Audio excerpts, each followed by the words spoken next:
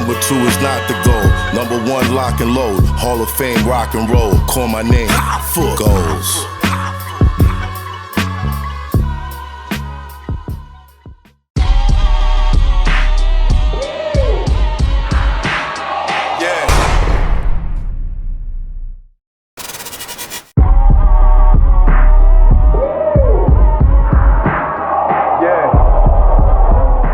What about school curriculum? Do you feel like there should be an adjustment in that? Because there's a lot of kids that's learning things that's not helping them with life skills. They're not carrying that throughout life. Well, let me break it down to you the facts. There are 100,000 less students in school. 1/3 are truants every day. 1/3 of the students don't even go to school. By 4th grade, 2/3 of the children, they're mostly Black and Hispanic kids in the public school system, cannot read, write, or do math at grade level by 4th grade. You say to yourself, well, we're spending $41 billion, $42,000 per student. Where is this money going? Yeah. Let's start at the bottom, discipline, because if you don't have discipline in a school, there's chaos. They have now restorative justice. When I was a troublemaker in school, the last person you wanted to see was the dean or your gym teacher. That's a fact. Because in the teacher's lounge, the teachers, they would be like talking, and the gym teacher was a musclehead. I'll take care of it. You go to gym class, they would embarrass you. Climb up the rope. Most of the guys couldn't climb up the rope. You look weak. And they kick you in the ass, too, right in front of her. You were messing with Mrs. McGillicuddy, you better show respect.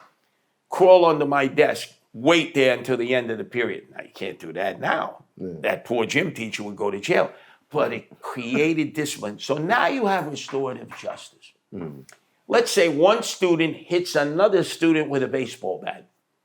You think maybe they should be suspended, expelled, sent to an alternative school? We used to have 600 schools for the really bad behavioral kids.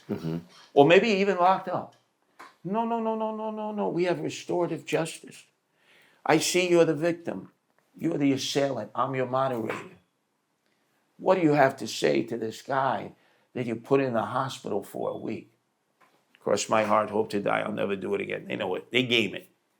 Then they walk out, and this kid says to you, snitches get stitches, end up in ditches. You're mine. You're mine. And now you go back into the same classroom. And likewise, when a teacher gets assaulted, they go back, they put him back in the same classroom. Restorative justice has to go. Because if you lose control of the classroom, there are a lot of decent, well-behaved children who want to learn. They're there to learn, and they can't because you got a few troublemakers. What would you put in place of that? You have alternative schools. We used to call them 600 schools. You can give them a nice fancy name, but really they're hard to handle kids who will probably come from a dysfunctional background, who need extra special care. They're entitled to an education, but you can't mix them with the normal student body because then nobody learns. And teachers are frightened. How many teachers that I've gone into a class and I'm there to speak? Half the kids got their heads down, pretending they're sleeping. The other half are in the back, talking, joking. The teacher has no control of the classroom. And then I closed the door. I said, Curtis Sliwa's here. You better behave. Well, what are you going to do? Okay. And then I grabbed the one kid. Well, you can't do that. I just did. What are you going to do? Well, no, you can't do that. And then the teacher's having, coronary attack. You can't do that. Go ahead, lock me up. I always say, I had handcuffs on me, but this kid is disrespecting you. I'm just getting control of the kid. He's swinging and winging at everybody. You gotta be able to put your hands on kids who are out to harm other kids or the teachers, or if let's say you're the dean. Nobody would ever lift their hands to the dean. The dean, when he came into the classroom, you go down into the dean's room, please don't call my mommy. Don't let her know that, because by the time you got home, oh man, whatever the dean gave you, your whole family lined up and gave it. That almost never happens anymore. Now it's like, I'm going to sue you. You touched my son. You touched my daughter. Right. Excuse me. They were disrespecting, disrupting. They were hurting teachers. And What, you're supposed to distance yourself? This is insanity. But the problem is deeper than that because even in the homes, you can't put hands on the kids. Correct? Right. Right, it's what I'll call child welfare. Yeah. You got kids threatening their parents. Oh, it's worse. You got the single mother raising the family, and a guy has, extra testosterone crashing through his cranium, and he's threatening his mom. I've been called in with the guardian angels to deal with those circumstances by women, sometimes working 2 jobs just to make ends meet. Come here, young man. You're a guardian angel now. No, I'm not. Yes, you are. You're coming with us because you're disrespecting your mother. Look, your mother's afraid of you. Your mother looks at you. Nobody ever talks to these kids. They're human beings. They're used to being yelled at. You take your voice down. You treat him like a human being. You have a conversation. Why are you disrespecting him? Whoa, come on. You see what she goes through? You think she had an easy life? She probably had a more difficult life than you're complaining about. Your mom loves you. That's why she called us. Yeah. Nobody ever talks to them like human beings. You would be surprised at what a difference that makes. I've rescued probably thousands of young men and women in the guardian angels through the years who really would have been enemies of society because they came from dysfunctional households. Or their role models were the worst possible male role models you could have in life. Somebody's standing on the corner saying, oh, you went to juvie jail, you went to Rikers, man, you got to go upstate, man. See, I'm all buffed up. And I walk up to those guys, why are you saying this? And all these kids are wide-eyed and bushy-tailed, listening to these tales. We have to eliminate that by challenging these men, saying, look, you made mistakes. You think prison was good? Think of all these kids. There's this famous movie. I don't know if you ever watched Angels with Dirty Faces. Angels with Dirty Faces. Jimmy Cagney was the roughest of the rough. And Pat O'Brien was the priest. And he's on death row. Back then they used to put the juice in the caboose and sing. Jews, African Americans, Italians, Irish. Man, they had an assembly line at the execution chamber. He said, I don't want you to walk those last few steps like a tough guy. I want you to be an example to these young men who want to follow in your footsteps. Get out of here, Father. Get out of my face.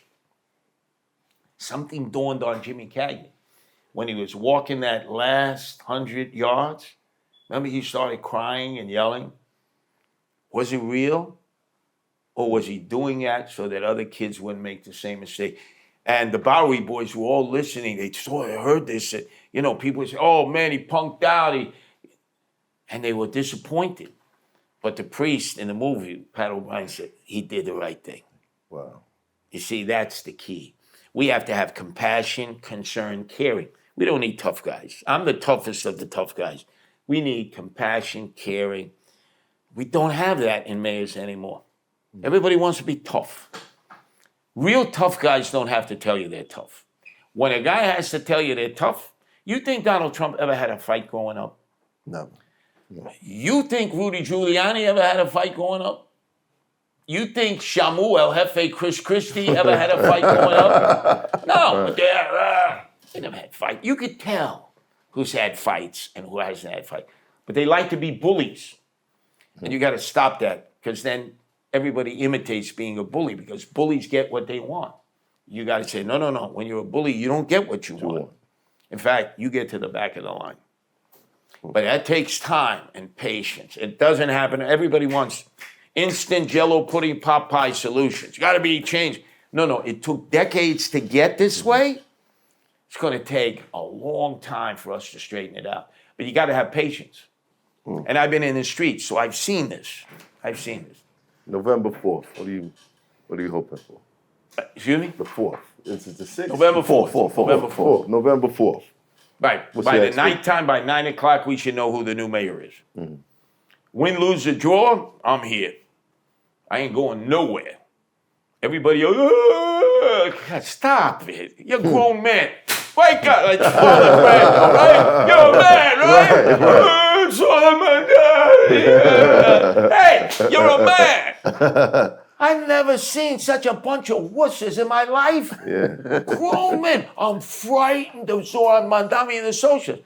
Well, Go out and get a vote. If you want to elect Andrew Cuomo or Curtis Sliwa, or maybe the next time if he wins, fight. But crying, breaking down, I'm afraid I'm going to flee. I can't take it anymore. You might as well get the body alert. I'm falling and I can't get up. I'm telling you, these young people, millennials and Gen Zers, they say, we got them. We got them. Look, they're afraid of us. It's like little punks in the street. It's 60 pounds soaking wet. They walk down because they're mugging you. You know, they're mad dogging you, eye fornicating you. Grown men, your style. Whoa. That empowers them. That empowers them. Same thing with the socialists. Same thing. They feel the fear. You got to show strength. When you show fear, it's over. You lost. You might as well pack your bags and leave now. If you're fearful, you are a loser. You can never win when you're afraid. You stand up and you fight for what is right. At least you have a pretty good shot of winning. But if you're fearful, you lose every time. You think Mom Donnie could have made the cut to be a guardian angel? That the country? No, could he have made the cut to be a guardian angel? Zoran. Hell no. He can't even lift his body. Could he walk? He can't even. Would you say what's called the Apache line? The Apache line. I don't think when Zoran got roped into lifting those weights, he can't even lift a paperclip. You know, he's a bright young man. He went to Bronx Science, well-spoken. He's very affable. I mean, when I was in England organizing the Guardian Angel and Sade's song came out, Smooth Operator, oh man, that is Zoran Mandami. He is a smooth operator. And I tell people, he's like a Pinocchio, except his nose doesn't grow when he lies. His smile gets bigger. That's how you know he's lying. Wow. But it's all fantasy. It's not reality. I say don't trust any politician. Don't trust me. Keep my feet to the fire. Anything I say, you must challenge. If it don't sound right, it probably ain't right. Right. Challenge authority. Every citizen in this country has the right to challenge authority, and that's what I believe. Never accept what you hear. Process it, think about it. If there's something wrong with it, fight back. That's the American way. Curtis Sliwa, y'all. Thank you, brother. My pleasure. Thank you, man. Thanks for the opportunity. Yeah, this is great. I don't get a fade here. It's Hoffa, trapper turn smack rapper. Only smack rapper that you know is smack rapper.